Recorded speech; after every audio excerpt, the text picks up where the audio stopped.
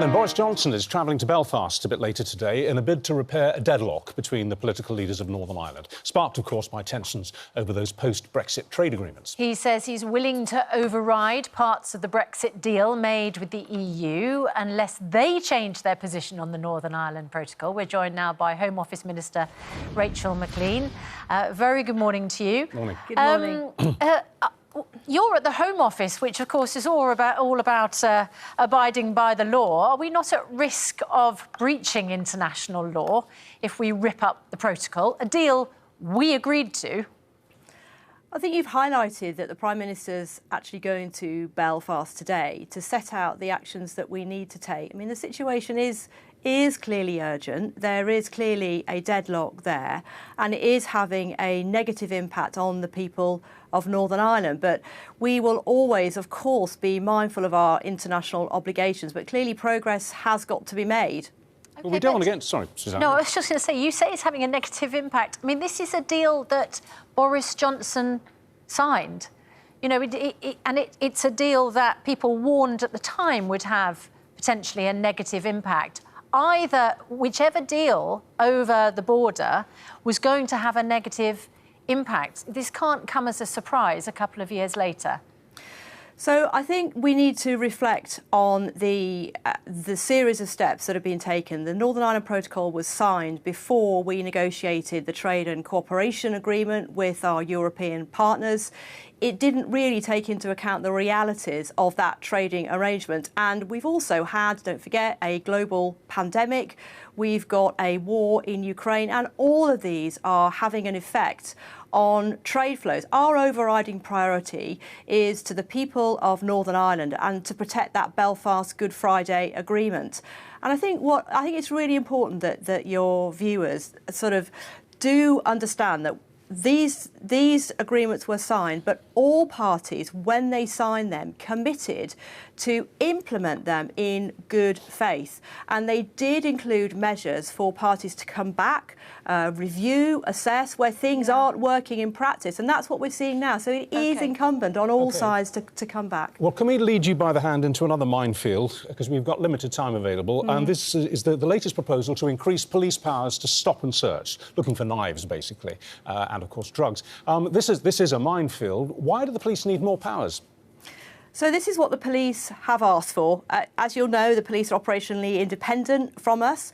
We want to tackle knife crime. We want to tackle these stabbings. We want to tackle lives lost on the streets. It's important that we bring these powers in to enable the police to continue to do that. So what powers are they? Exactly what would change? What would the police be able to do under the new powers that they can't do at the moment? So they have more flexibility to introduce what's called a Section 60 notice, which enables them to introduce stop and search in a particular area where there is a risk of serious violence taking place. And it enables them to put these into place more quickly, to target them more effectively, and to keep them in place when they're needed. So you're lowering the bar on the suspicion, basically. They don't have to have as developed a suspicion that somebody's carrying a knife as they do at the moment. They have to be in an area where it is likely that more people are carrying knives. That's how it works.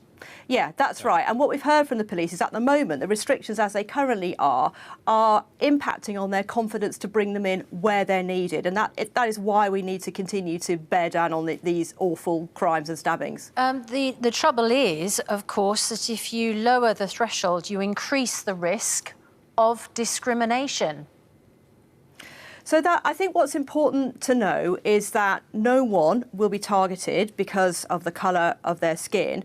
There are safeguards built into the policing.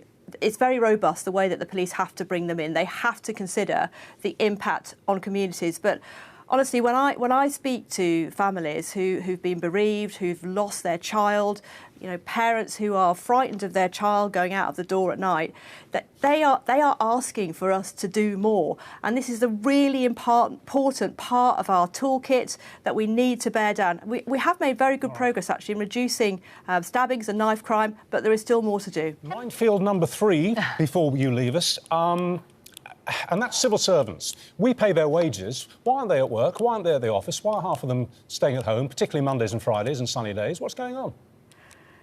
Yeah, you're right to say that we pay their wages, and of course there's been a huge shift in working patterns.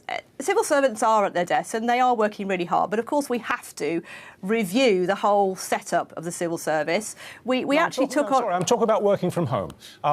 Large numbers of civil servants are still basically staying at home, and there's no way of checking how much work they're doing, whether they're walking the dog, having a game of golf, picking up the kids from school. We don't know. If they were at the office, we would know what they were doing.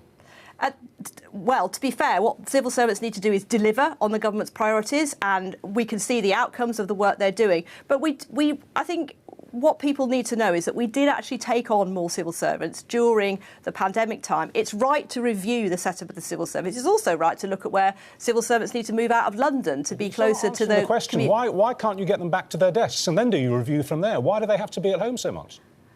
So a lot of COVID's now part and parcel of what we deal with on a daily basis. Why do they have to stay at home?